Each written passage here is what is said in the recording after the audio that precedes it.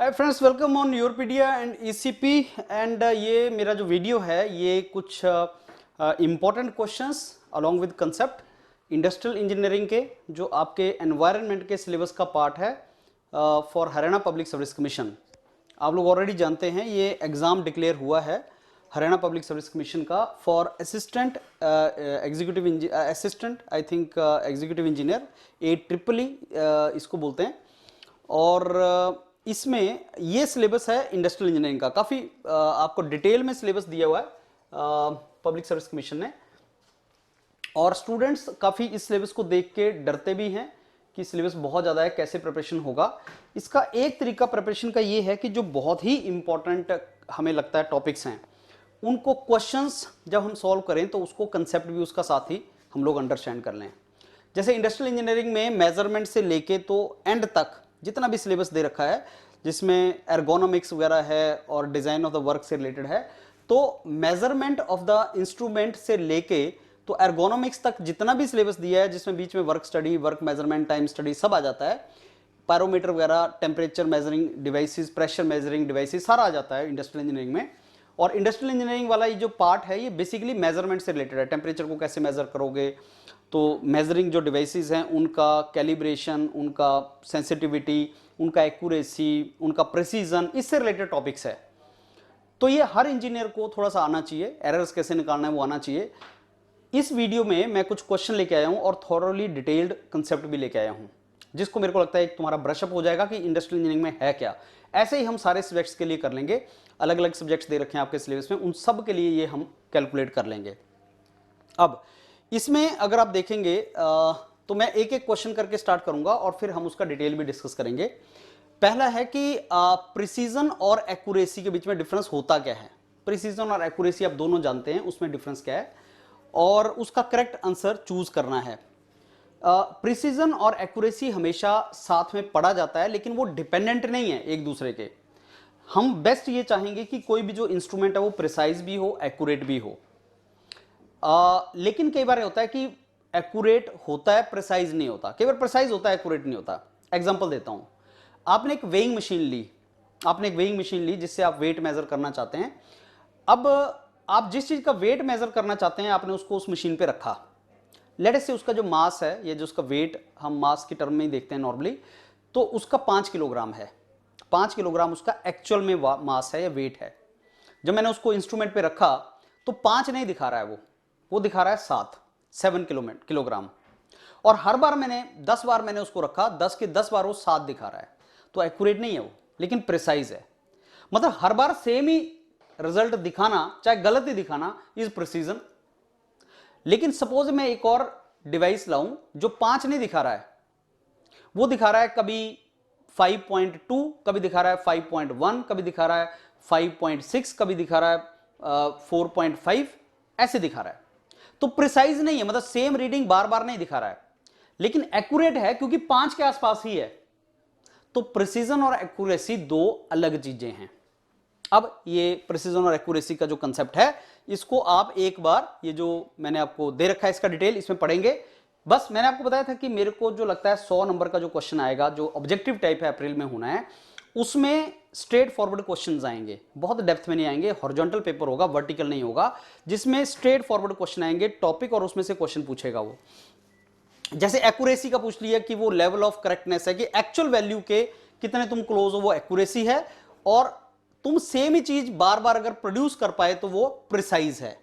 तो कितने कंसिस्टेंट हो तुम, कंसिस्टेंसी मतलब बार बार सेम रिजल्ट आ रहा है, बार बार सेम रिजल्ट आ रहा है, तो कंसिस्टेंट कितने हो वो तुम्हारा प्रिसीजन है। और एक्यूरेसी होता है एक्चुअल वैल्यू के पास तुम कितना हो, वो तुम्हारा एक्यूरेसी है।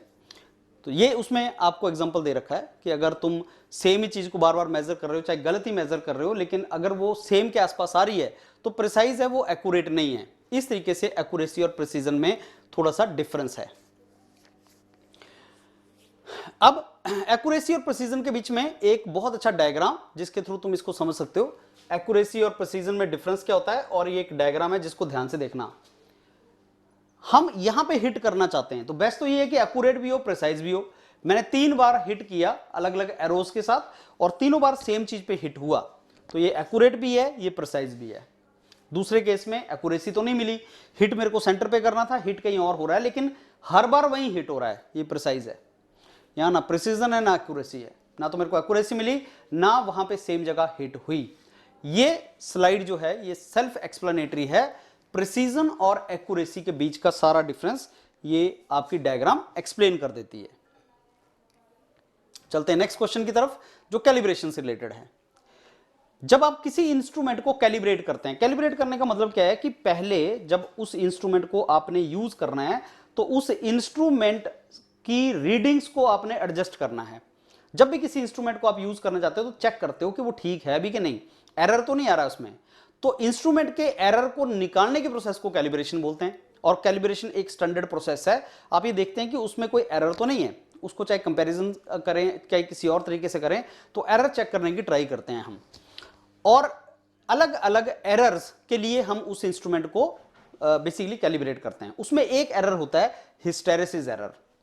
आई एम श्योर आप स्टूडेंट्स, आप लोगों ने हिस्टेरेसिस कहीं ना कहीं पढ़ा होगा फिजिक्स में 12th क्लास में, जिसमें हिस्टेरेसिस लूप बनता था मैग्नेटिज्म में, मैग्नेटिक मटेरियल से रिलेटेड टर्म है ये। ऐसा एक लूप बनता था मैग्नेटिज्म और मैग्नेटिक इंटेंसिटी से रिलेटेड, ये होता था कोर्सिविटी permeability, I think you remember it. तो पहले हम यहां जाते थे, फिर वापस आते थे, फिर यहां आते थे, इसको हिस्टेरेसिस लूप बोलते हैं।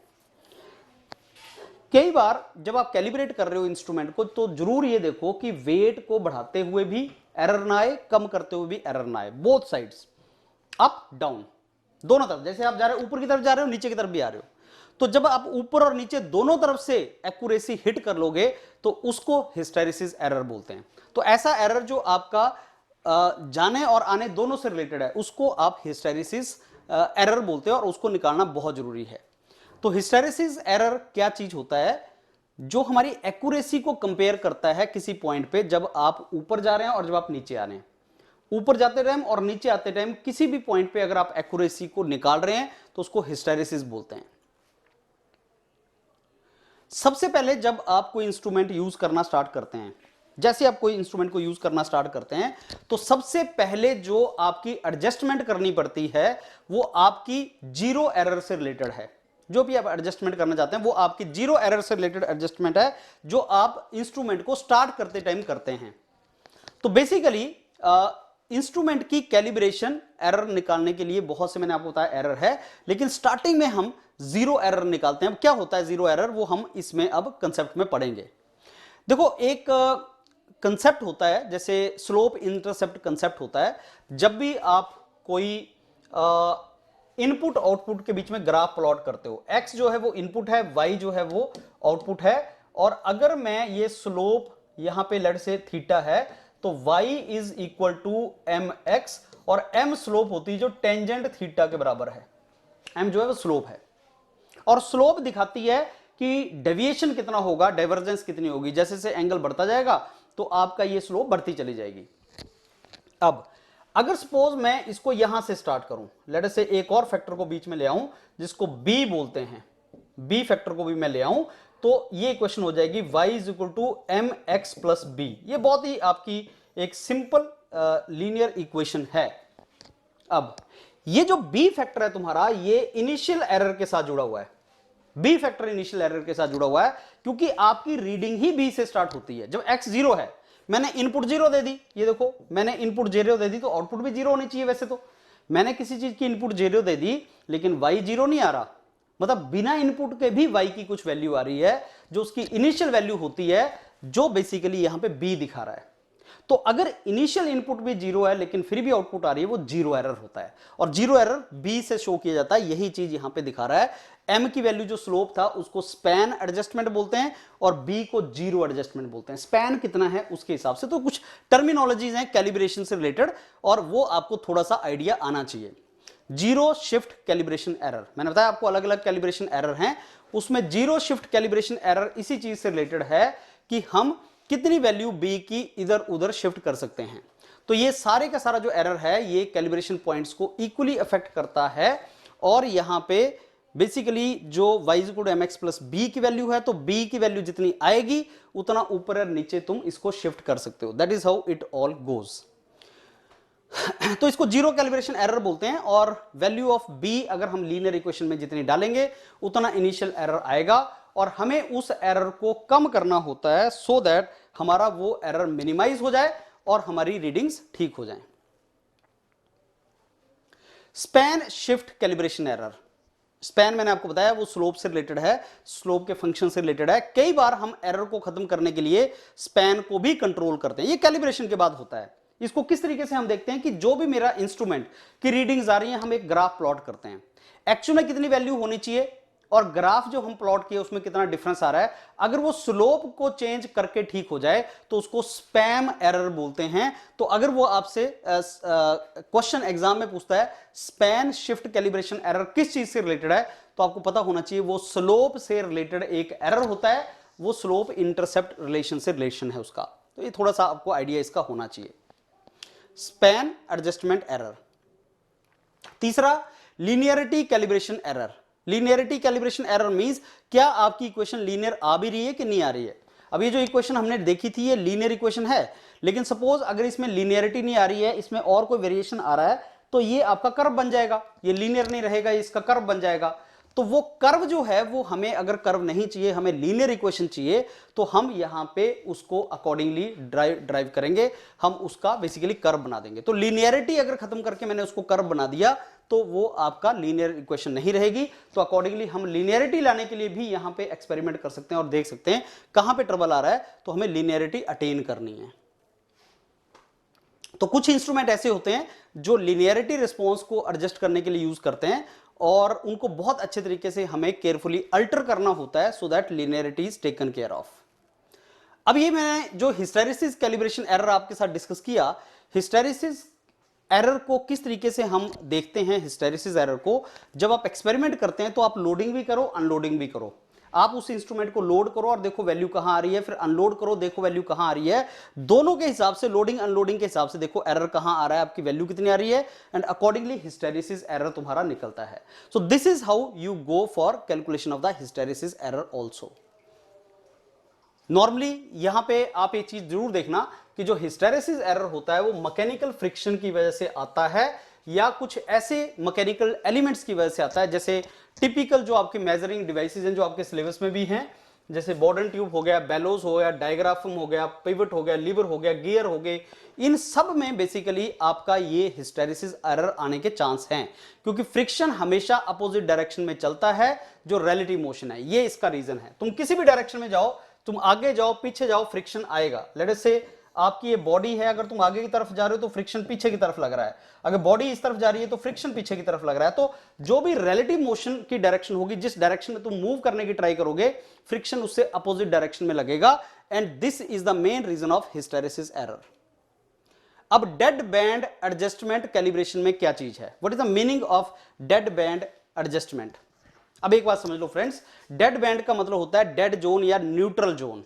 Late me tell you something, एक ऐसी जोन, एक ऐसा न्यूट्रल एरिया जहां पे इनपुट्स के बीच में, कुछ इनपुट्स के बीच में, जिसके बीच में आउटपुट ना आए, उसको डेड बैंड बोलते हैं। सपोज आपके बीच में कुछ ऐसी रेंज है, अगर उसके बीच में तुम वैल्यू चेंज करोगे तो आउटपुट नहीं आएगी, उसको डेड बैंड या न्यूट्रल बैंड बोलते हैं। अब जैसे आपने गियर्स में गियर मैशिंग के टाइम पे बैकलैश देखा होगा, जब तुम दो गियर्स की मैशिंग करने की ट्राई करते हो तो गियर को चाहे तुम आगे की तरफ मूव करो चाहे पीछे की तरफ मूव करो, तो उसके बीच में कोई भी आउटपुट नहीं आती। गियर को आगे पीछे मूव करने से उसमें कोई आउटपुट नहीं आती, आउटपुट जीरो आती है, and that is the cause of dead band, और that is the cause of basically this error. और ये टिपिकल एग्जांपल है बैकलैश का, जो गियर्स में होता है कि गियर को तुम आगे मूव करोगे चाहे पीछे मूव करोगे, दोनों तरफ थोड़ी सी मूवमेंट इनपुट के ऊपर, कोई आउटपुट नहीं आएगी, उसको डेड बैंड बोलते हैं। ये बहुत इंपॉर्टेंट एक एरर होता है तुम्हारा, और टिपिकली देखो ये इस तरीके से दिखाया जाता है डेड बैंड, कि जैसे आपकी इनपुट चाहे नेगेटिव हो चाहे इनपुट पॉजिटिव हो, आपकी कोई आउटपुट नहीं आएगी, चाहे इनपुट तुम नेगेटिव की तरफ ले लो पॉजिटिव की तरफ ले लो, आपकी कोई भी आउटपुट नहीं आ रही है, इसको डेड बैंड एडजस्टमेंट बोलते हैं। कई जगह पे होता है, ये टेम्परेचर कंट्रोलर्स में होता है, प्रेशर स्विचेस में होता है, जॉयस्टिक कैलिब्रेशंस में होता है, तो इस तरीके से डेड बैंड एरर आने के यहां पे चांस होते हैं। नेक्स्ट क्वेश्चन है फ्रेंड्स थर्मिस्टर से रिलेटेड। थर्मिस्टर एक रेजिस्टेंस थर्मोमीटर होता है, बेसिकली रेजिस्टेंस थर्मोमीटर को थर्मिस्टर बोलते हैं, और वो एक typical type of resistance thermometer होता है जिसमें सेंसर्स लगे होते हैं और वो इलेक्ट्रिक रेजिस्टेंस जैसे जैसे चेंज होता है, जैसे जैसे इलेक्ट्रिक रेजिस्टेंस चेंज होगा वैसे वैसे आपका बेसिकली वो उसका टेम्परेचर को मेजर कर सकता है। तो basically measure of the temperature in terms of change in resistance. तो टेम्परेचर को मेजर करना है रेजिस्टेंस चेंज की फॉर्म में, उसको थर्मिस्टर बोलते हैं और ये एक सेमीकंडक्टर का बना हुआ मटेरियल होता है। थर्मिस्टर बेसिकली एक रेजिस्टेंस थर्मोमीटर है जिसमें हम इलेक्ट्रिक रेजिस्टेंस की चेंज को टेम्परेचर कैलकुलेट करने के लिए यूज करते हैं और इलेक्ट्रिक रेजिस्टेंस की चेंज जो है वो टेम्परेचर को के साथ चेंज होती है। मतलब जैसे जैसे आप टेम्परेचर चेंज करेंगे वैसे वैसे इलेक्ट्रिक रेजिस्टेंस भी चेंज होगा। टिपिकली ये सेमीकंडक्टर मटेरियल का बना होता है, दो टाइप का होता है, नेगेटिव टेम्परेचर कोफिशिएंट और पॉजिटिव टेम्परेचर कोफिशिएंट। रेजिस्टेंस जब डिक्रीज कर जाए टेम्परेचर बढ़ाने से तो नेगेटिव टेम्परेचर कोफिशिएंट है और रेजिस्टेंस जब इंक्रीज कर जाए टेम्परेचर इंक्रीज कर देने से तो वो पॉजिटिव टेम्परेचर कोफिशिएंट है। तो negative temperature coefficient, positive temperature coefficient, ये दो तरह का थर्मिस्टर होता है और दोनों ही आपका बहुत कॉमनली यूज होने वाला बेसिकली थर्मिस्टर है। इसके कुछ फीचर हैं, रिस्पॉन्स टाइम फास्ट है, मतलब बहुत क्विकली टेम्परेचर चेंज मेजर कर सकता है, स्मॉल टेम्परेचर चेंजेस के लिए सेंसिटिव है और लिमिटेड टेम्परेचर रेंज के अंदर इसको मेजर किया जा सकता है। ये इसके कुछ बेसिकली फीचर्स हैं। अब देखो ट्रांसड्यूसर, प्रेशर ट्रांसड्यूसर क्या होते हैं जो प्रेशर चेंज को मेजर करते हैं। कुछ प्रेशर मेजरिंग डिवाइसेस ऐसी हैं जो इलास्टिक बिहेवियर के ऊपर बेस्ड हैं। अब देखो आपके सिलेबस में ये चीज मेंशन्ड है कि कौन कौन से प्रेशर ट्रांसड्यूसर हैं। बोर्डन ट्यूब, डायग्राफम, मैनोमीटर, बेलॉज, अलग अलग टाइप के प्रेशर ट्रांसड्यूसर आपके सिलेबस के अंदर हैं। उनमें से कौन सा ऐसा प्रेशर ट्रांसड्यूसर है जो आपका बेसिकली इलास्टिक प्रेशर ट्रांसड्यूसर नहीं है। इलास्टिक नहीं है मतलब को जो इलास्टिक प्रॉपर्टी के चेन से रिलेशन जिसका नहीं है।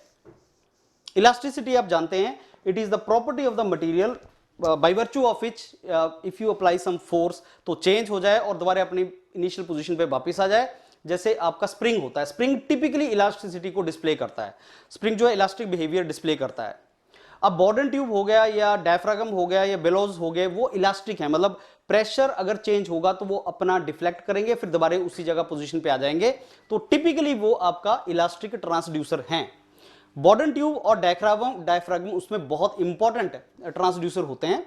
बॉर्डन ट्यूब एक ट्यूब होती है जिसके अंदर जब फ्लूइड एंटर करेगा तो वो डिफ्लेक्ट करेगी, वो बेसिकली फैलेगी। जैसे सपोज आप किसी बच्चे वो खेलते हैं, एक प्लास्टिक सी ट्यूब होती है उसमें हवा जब वो ब्लो करते हैं तो ट्यूब फैलती है, वो क्वाइल करती है, उसको बॉर्डन ट्यूब बोलते हैं। तो बॉर्डन ट्यूब जो है उसका सी टाइप का शेप होती है, मैं आपको डायग्राम दिखाऊंगा। और जैसे जैसे प्रेशर उसके अंदर चेंज होता है वैसे वैसे उसका डिफ्लेक्शन स्टार्ट होती है और वो मूवमेंट एक इलेक्ट्रिक सिग्नल की फॉर्म में आप उसको ट्रांसफर कर सकते हो। अकॉर्डिंगली उसके बॉर्डन ट्यूब के प्रॉज एंड कॉन्स हैं। बेसिकली वाइड रेंज को मेजर कर सकता है ये और रोबोस्ट होता है, एक्यूरेसी रिपीटेबिलिटी अच्छी होती है इसकी। लेकिन ये है कि ये वाइब्रेशन और शॉक को लेके थोड़ा सा ससेप्टिबल होता है और इसमें हिस्टेरिसिस आने के भी चांस होते हैं। जो मैंने आपको बताया था मैकेनिकल फ्रिक्शन जब जब होगा तो हिस्टेरिसिस आएगा। यहां पे कोई फ्लूइड है जिसमें प्रेशर फ्लक्चुएशन आपको मेजर करनी है तो ये उस फ्लूइड को इस बॉर्डन ट्यूब में एंटर करवाते हैं जिससे बॉर्डन ट्यूब जो है वो फैलेगी। जब फैलेगी तो उसकी डिफ्लेक्शन के टर्म में हम इसको मेजर करेंगे। उसी तरीके से डायफ्रागम है। डायफ्रागम एक थिन और फ्लेक्सिबल मेम्ब्रेन होती है और उस डायफ्रागम में भी सेम चीज होता है। जैसे यहां पे ट्यूब एक्सपेंड करती है, डायफ्रागम में ये एक लेयर एक्सपेंड करती है।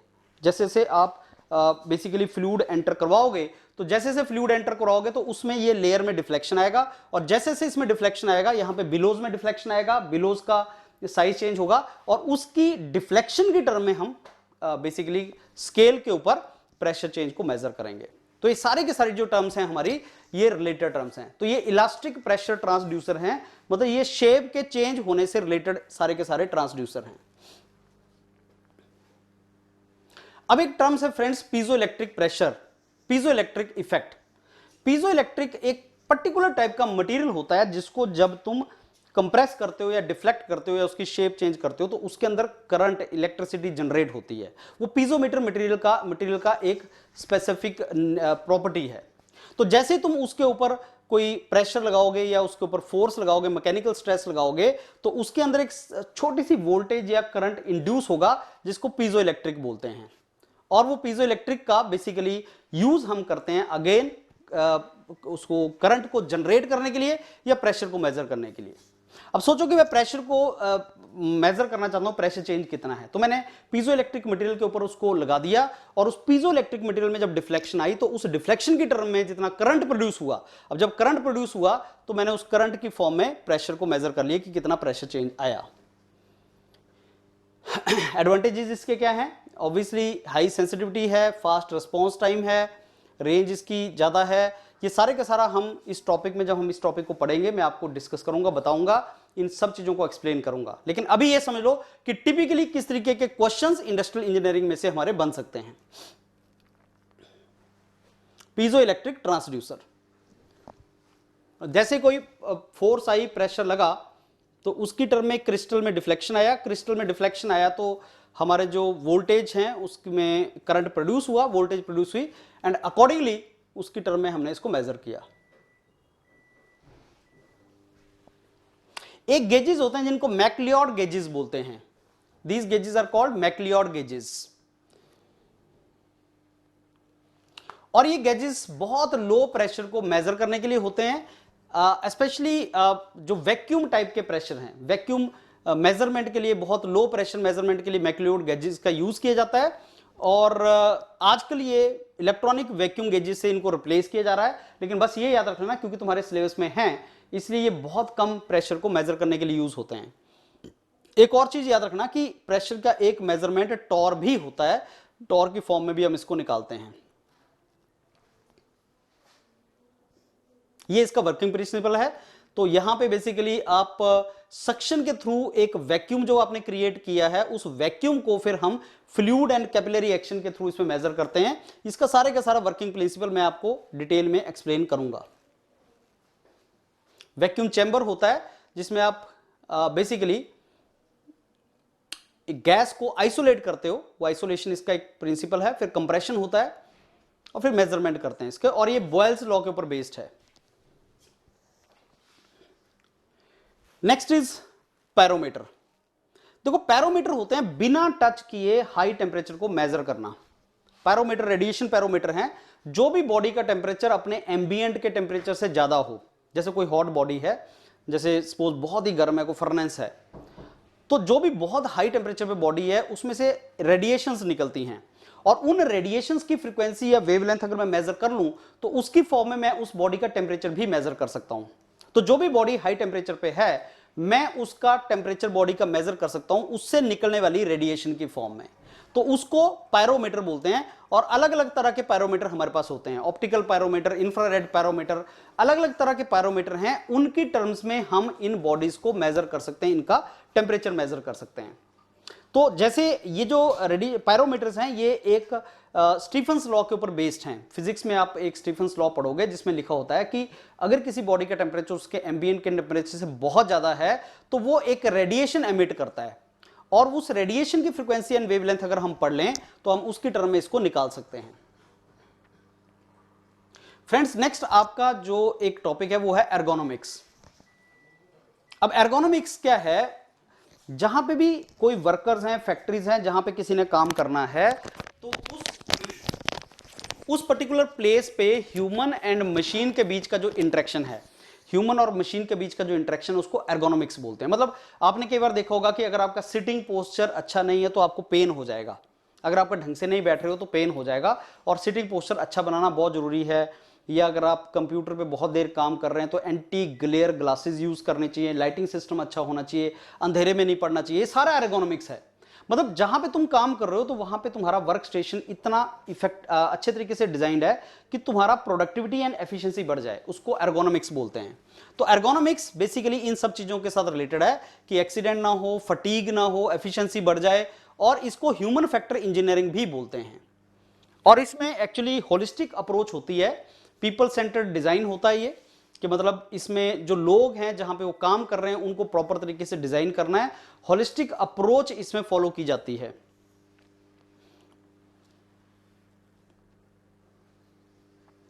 इसके बेनिफिट्स क्या होते हैं? ऑब्वियसली इंजरी का रिस्क कम हो जाएगा, एक्सीडेंट कम होने के चांस हैं, कंफर्ट और वेलबींग बढ़ जाएगा, प्रोडक्टिविटी एंड एफिशिएंसी बढ़ जाएगी, एंड सेफ्टी इसमें एनहांस हो जाती है।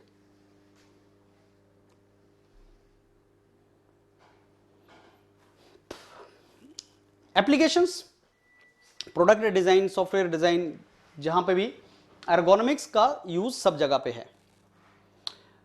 फ्रेंड्स, एक और टर्म एर्गोनॉमिक्स से रिलेटेड ही है, जो एक स्कॉलर थे गिलब्रेथ, जिन्होंने बहुत काम किया था इसके ऊपर। गिलब्रेथ के नाम का रिवर्स कर लो तो थर्बलिक बनता है। गिलब्रेथ, इसको रिवर्स कर लो, ये थर्बलिक बन जाएगा। 18 बेसिक एलिमेंटल मोशंस होती हैं जिनको थर्बलिक बोलते हैं।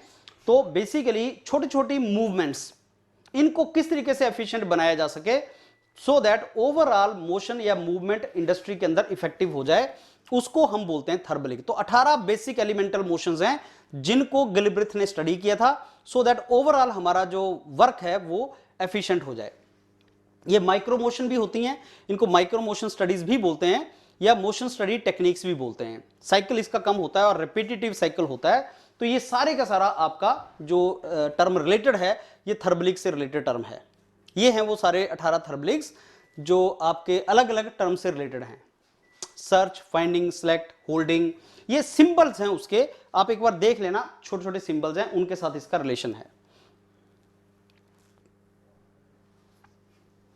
अब time study, motion study, work measurement, इस सारे में आपको कुछ डिवाइसेस की रिक्वायरमेंट होती है। तो टाइम स्टडी डिवाइसेस जो यूज होती हैं इंडस्ट्री के अंदर, वो कौन सी हैं? तो कौन कौन सी टाइम स्टडी डिवाइसेस हैं जो आप इंडस्ट्री के अंदर यूज करते हो और जिनको आप इंप्लीमेंट करते हो? ये हैं वो सारे के सारी जो इक्विपमेंट जो इंडस्ट्री के अंदर आप यूज करते हो टाइम स्टडी के लिए। Stop watch, time study board, time study form, pencil, eraser, calculator, ये सारे का सारा। टैकोमीटर, आरपीएम मेजर करने के लिए होता है। एक बहुत इंपॉर्टेंट टॉपिक है आपका जिसमें normal time, standard time, allowances, इन चीजों को पढ़ा जाता है। उनका फॉर्मूला एंड उनके बेस पे न्यूमेरिकल जो अभी हम करेंगे, न्यूमेरिकल भी बनता है। नॉर्मल टाइम होता क्या है? नॉर्मल टाइम होता है जो एक basically experienced worker, skilled worker, not high skilled, not low skilled, but skilled worker जो अपना काम जानता है, वो अपना काम, और एक रेटिंग फैक्टर हम लगानी पड़ता है। रेटिंग फैक्टर कई फैक्टर्स के कई रीजन है उस पर रेटिंग फैक्टर लगाने के। रेटिंग फैक्टर 80%, 90%, उसको मल्टीप्लाई बेसिक टाइम, जितना टाइम आपको लगा, मैंने आपको ऑब्जर्व किया, तो बेसिकली ये जो टाइम बेसिक टाइम है, ये ऑब्जर्व्ड टाइम है, जो मैंने ऑब्जर्व किया। ऑब्जर्व्ड टाइम, ऑब्जर्व्ड टाइम जो मैंने ऑब्जर्व किया कि आपको कितना टाइम लग रहा है, तो जो आपका ऑब्जर्व्ड टाइम है, मैं अगर उसको रेटिंग फैक्टर से मल्टीप्लाई कर दूं तो नॉर्मल टाइम निकल के आएगा। फिर उसके बाद उस नॉर्मल टाइम को अगर मैं अलाउंस फैक्टर, अलग अलग तरह के अलाउंसेस होते हैं, फटीग अलाउंस होता है, कई बार तुम थक जाओ तो अलाउंस देना पड़ता है, तो अलग अलग अलाउंसेस के साथ अगर मैं मल्टीप्लाई कर दूं तो उसमें स्टैंडर्ड टाइम निकल के आता है, तो वो उसको स्टैंडर्ड टाइम बोलते हैं। तो नॉर्मल टाइम बेसिकली उसी से अलाउंस फैक्टर के साथ हम स्टैंडर्ड टाइम भी निकाल सकते हैं, तो वो अलग अलग चीज है। तो स्टैंडर्ड टाइम, नॉर्मल टाइम, ये चीज बहुत इंपॉर्टेंट है एग्जाम के हिसाब से, यहां से न्यूमेरिकल भी बन सकता है। ये देखो, अगर मैं एक न्यूमेरिकल फ्रेम करूं तो कुछ वर्कर्स हैं जिनका ऑब्जर्व्ड टाइम इतना है, उनको इतना टाइम लगा, और रेटिंग फैक्टर इतना उनके साथ लगाना है। रेटिंग फैक्टर के कई रीजन हो सकते हैं। ऐसा भी हो सकता है कोई नया वर्कर आया है तो मेरे को उसका जो मैंने ऑब्जर्व्ड टाइम है, उस ऑब्जर्व टाइम को 100% रेटिंग फैक्टर लगा दिया। कुछ एक्सपर्ट आदमी है तो एक्सपर्ट आदमी बेसिकली सपोज उसका मैंने 0.8 फैक्टर लगा दी, जो उतना एक्सपर्ट नहीं है। कुछ ऐसे लोग होंगे जिनको मैंने इतने 1 मिनट में उसने काम कर लिया, लेकिन वो एक्सपर्ट था, 1 मिनट में उसने कर लिया, वो एक्सपर्ट था, तो उसको रेटिंग फैक्टर में कम नहीं लगा सकता, उसको रेटिंग फैक्टर ज्यादा लगाना पड़ेगा, सो दैट बाकियों के बराबर आ सके वो, क्योंकि I can not compare some new fellow with the experienced fellow. तो रेटिंग फैक्टर से मल्टीप्लाई करेंगे तो normal time and standard time निकाला जा सकता है। ये न्यूमेरिकल, और इसको देखना ध्यान से। तो नॉर्मल टाइम जो होता है observe time into rating factor, and अगर मैं ये फॉर्मूला लगा दूं अलाउंस फैक्टर का तो स्टैंडर्ड टाइम निकल के आ जाएगा। तो नॉर्मल टाइम, ये मेरे ख्याल से ये वाला पार्ट गलत है, यहां नीचे से देखोगे तो आपको समझ आ जाएगा। नॉर्मल टाइम रेटिंग फैक्टर के साथ मल्टीप्लाई करके और स्टैंडर्ड टाइम अलाउंस के साथ यूज करके हम निकाल सकते हैं। फिर हमने सब एलिमेंट्स का ये चीज निकाला, और नॉर्मल टाइम और स्टैंडर्ड टाइम हमें सब का जॉब्स का पता चल गया। किस तरीके से निकालते हैं परफॉर्मेंस रेटिंग या efficiency? Performance rating and efficiency का भी एक फॉर्मूला है। तो इंडस्ट्रियल इंजीनियरिंग का जो आपका सिलेबस है फ्रेंड्स, मेरे को लगता है उसमें 3 चीज आपको पता होनी चाहिए, एक नॉर्मल, एक स्टैंडर्ड और एक परफॉर्मेंस रेटिंग या एफिशिएंसी। ये 3 चीजें आपको पता होनी चाहिए। तो परफॉर्मेंस रेटिंग और एफिशिएंसी निकालने का एक फॉर्मूला जो है वो ये है, observed performance over normal performance. ये आपका एक रेटिंग फैक्टर है और वही रेटिंग हमने निकाला, मतलब जो हमने नॉर्मल परफॉर्मेंस निकाली और ऑब्जर्व्ड परफॉर्मेंस के साथ उसको हम रेटिंग फैक्टर यूज कर रहे हैं।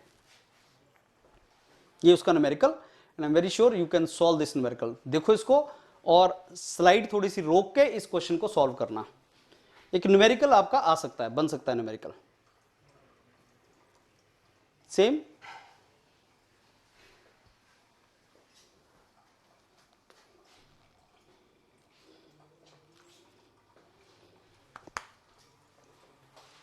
अब मैंने आपको बताया फ्रेंड्स कुछ अलाउंसेस हैं जिनका नॉलेज हमें होना चाहिए, उसी में एक है contingency allowance.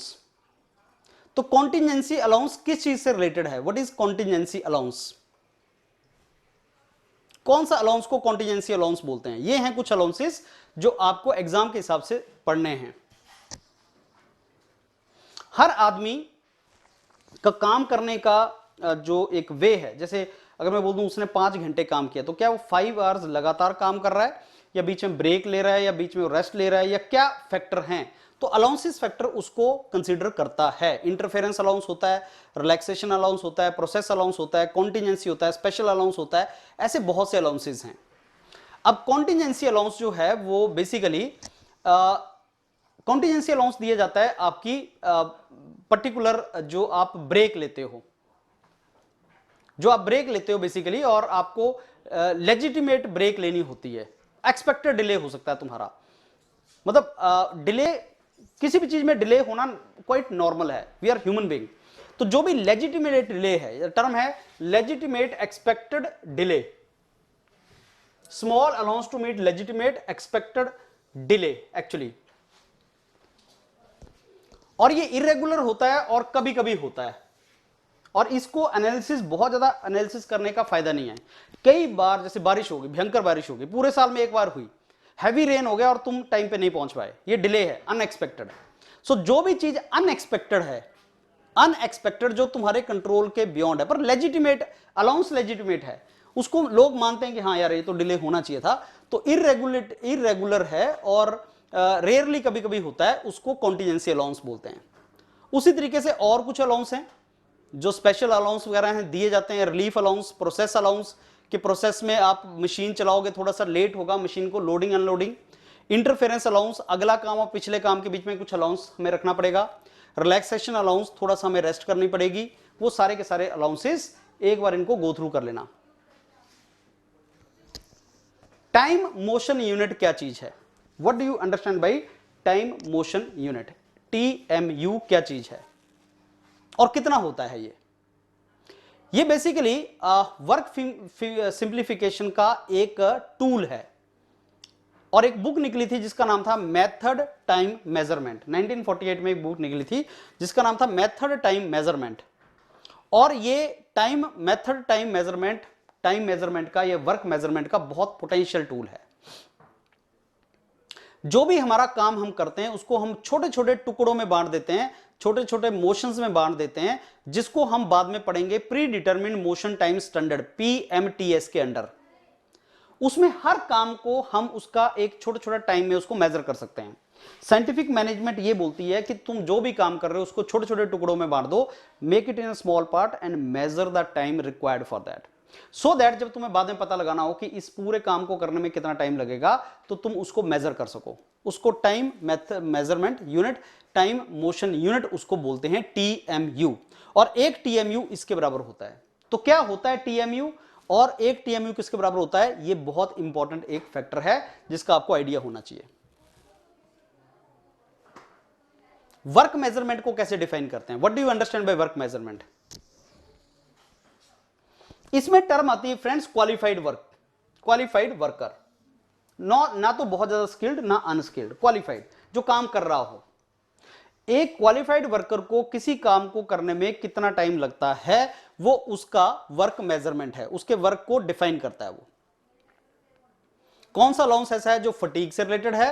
Relaxation allowance. Obviously आपको रिलैक्स करना है। कौन सा ऐसा अलाउंस है जो बेसिकली अनसर्टेन इवेंट से रिलेटेड है, वो आपने कॉन्टिजेंसी अलाउंस देखा कि हो सकता है। Pre determined motion time standard क्या होता है, पीएमटीएस क्या होता है, टाइम कितना लगेगा सारे एलिमेंट्स को अगर जोड़ दिया जाए तो एक्यूरेटली कितना टाइम लगेगा बिना किसी डिले के सारे काम को करने में, वो आपका pre determined motion time standard के थ्रू हम मेजर कर सकते हैं। ये पीएमटीएस उसका डेफिनेशन है। तो फ्रेंड्स, आज के लेक्चर में आपने अपने सिलेबस का इंडस्ट्रियल इंजीनियरिंग का जो कंपोनेंट है उसके कुछ क्वेश्चंस किए, और इसकी फॉर्म में ये डॉक्यूमेंट आप पढ़ोगे तो आपने ये भी देखा कि कैसे उसको अंडरस्टैंड करना है। ऐसे ही हर सब्जेक्ट के कुछ क्वेश्चंस करो जहां से आपको आइडिया लग जाएगा कि क्या वो पूछने की ट्राई कर रहा है, कौन सबसे इंपॉर्टेंट पॉइंट है, कौन सबसे इंपॉर्टेंट टॉपिक है। यूरोपीडिया एंड ईसीपी पे हम ये सारे के सारे जो सब्जेक्ट हैं इनको कवर करेंगे, सो दैट आपको आइडिया लग जाए कि कितना और किस लेवल पे तैयारी करनी है। And I am very sure you have 2 months. अप्रैल में है आपका जो प्री है, और यही आपका मटेरियल आपका मेंस में भी हेल्पफुल होगा। तो अप्रैल तक आपकी सफिशिएंट तैयारी हो जाएगी 100 नंबर का क्वेश्चन निकालने के लिए। So all the very best friends and prepare it well. Thank you.